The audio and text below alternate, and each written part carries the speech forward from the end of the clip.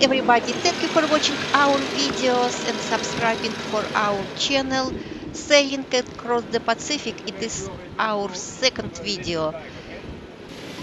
We put up the main sail, immediately after we left Puerto Vallarta, and the mainsail did not go down completely for 20 days. It is how long it took for us to cross the Pacific to go to Marquesas Islands. 5 knots, I think. Boat speed 5 knots, but we had 4 knots because there is some current in front.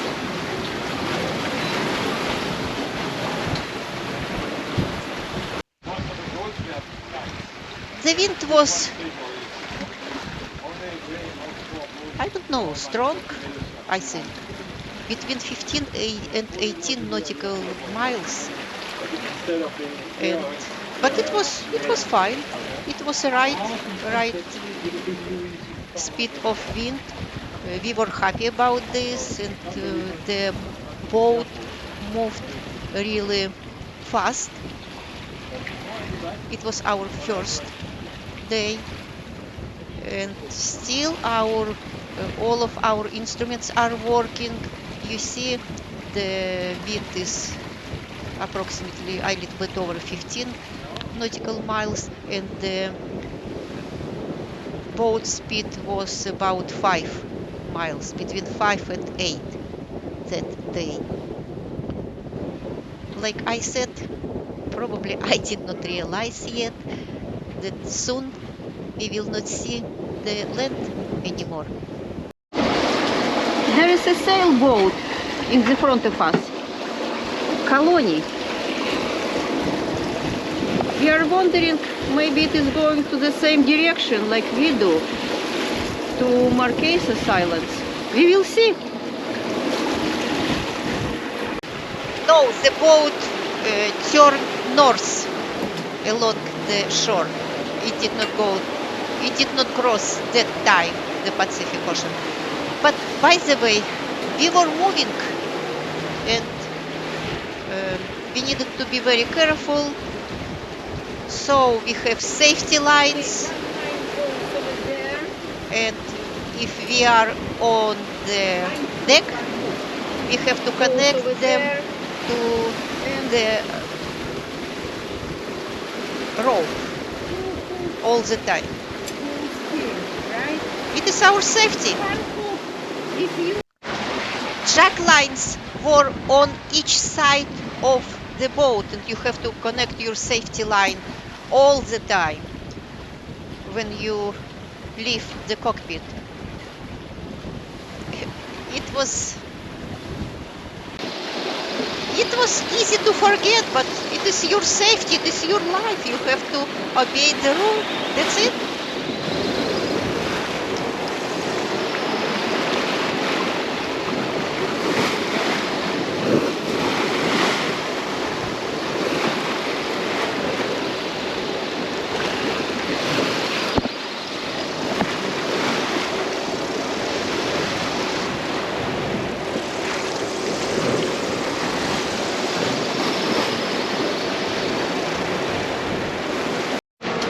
It was our first day, and like I said, and more than anything, I was afraid of being sick, to get seasickness. And when the evening started, I got it. I was sick, but what can you do? We had our turn to go up from the cabin and watch. And in the middle of the night, at first Ben went to watch, and then I came to change him. I was really sick, I tell you. But there's no other choice. You have to watch.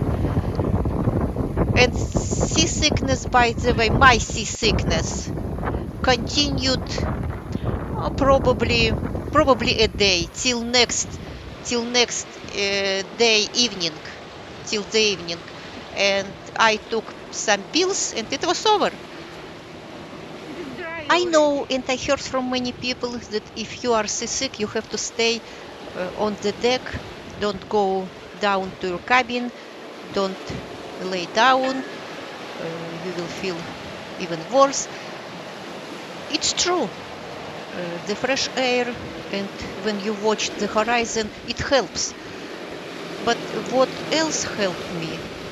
I went down. I know I'm not supposed to go down. I went down to my bed, to our cabin, and laid down for 15 or 30 minutes. And I felt a little bit better. Maybe it helped me, I don't know. But I'm glad that seasickness was over. And you see, our speed is right now around 8 miles, nautical miles, the boat speed. We are moving really, really fast.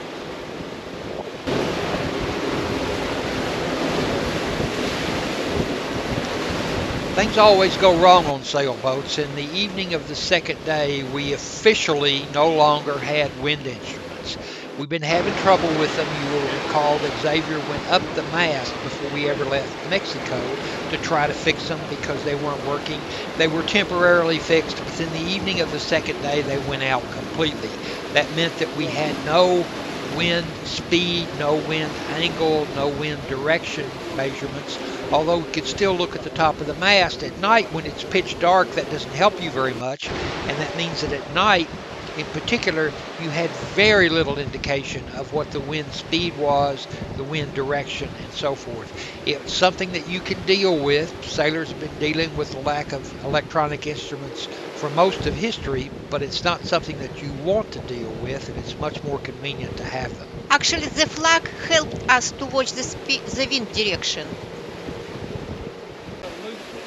By the way, you probably noticed that we don't have our dinghy behind the boat because we tied it very, really tight and packed it and put it on the panel behind the boat. And our fenders, some of them are there secured, so we don't need them at least for 20 days or even more.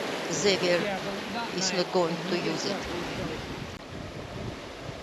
Sometimes people say that they are bored when they crossing the Pacific. I don't know. I don't think we ever were bored. Um, Even if you have nothing to do, uh, you just sit and look around. By the way, there were a lot of flying fish on the boat. Sometimes it was dry already. Who likes dry fish? It is your food right here. But anyway, we never were bored.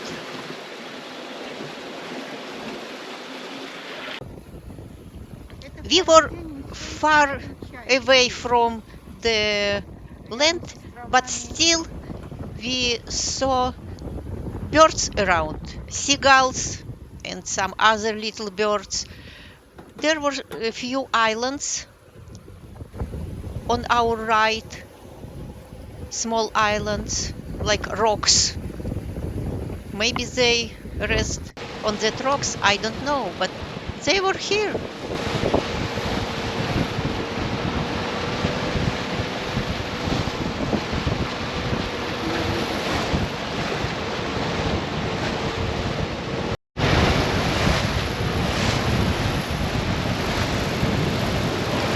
And many of them are trying to land on our boat. Not many of them had luck because it is difficult. The boat was moving in, like, I don't know, 5 directions all the time.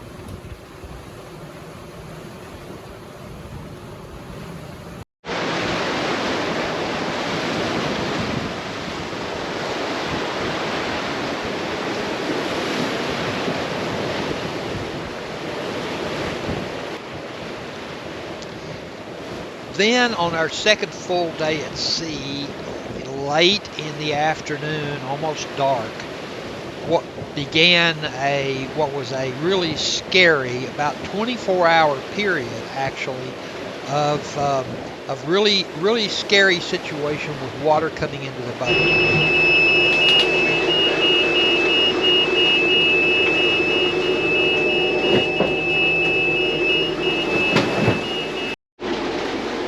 What happened is that early in the evening on that second full day, or first full day, we got a bilge alarm saying that there was excess water in the bilge.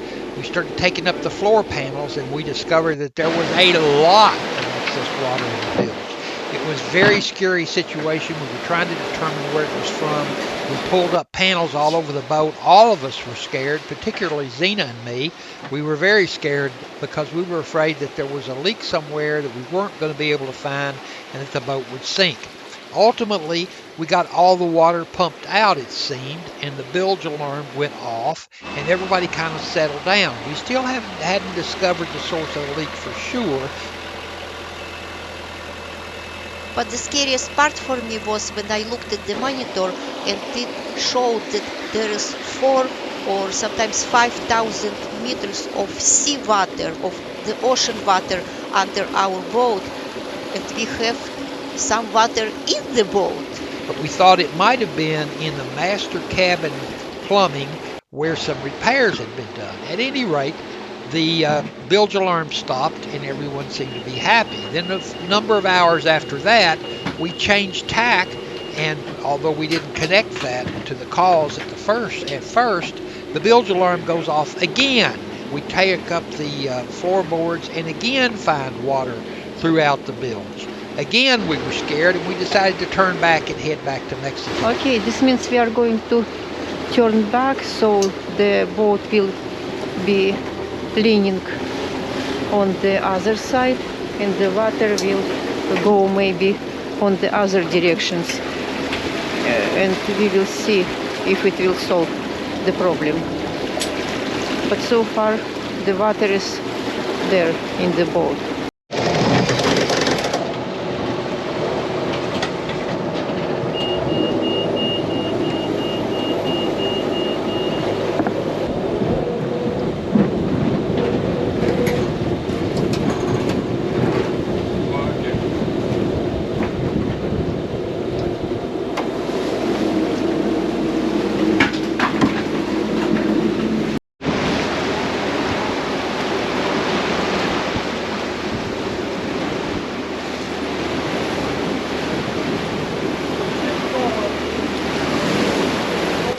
While on our way back to Mexico, we got all the water pumped out again and the bilge alarm went off.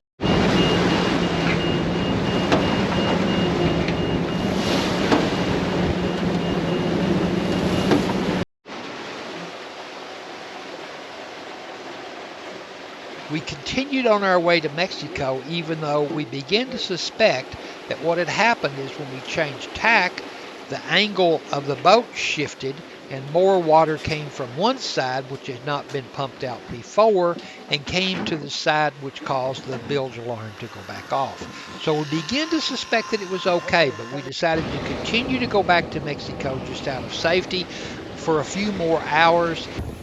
Actually, we decided that in the middle of the night, when we change the watch, we will talk about what to do, to continue going toward Mexico or turn back and continue crossing the Pacific, going to the Marquesas.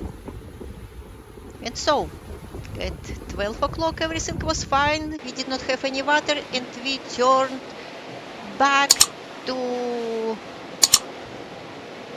the Marquesas.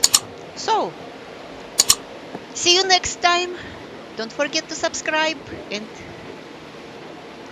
goodbye.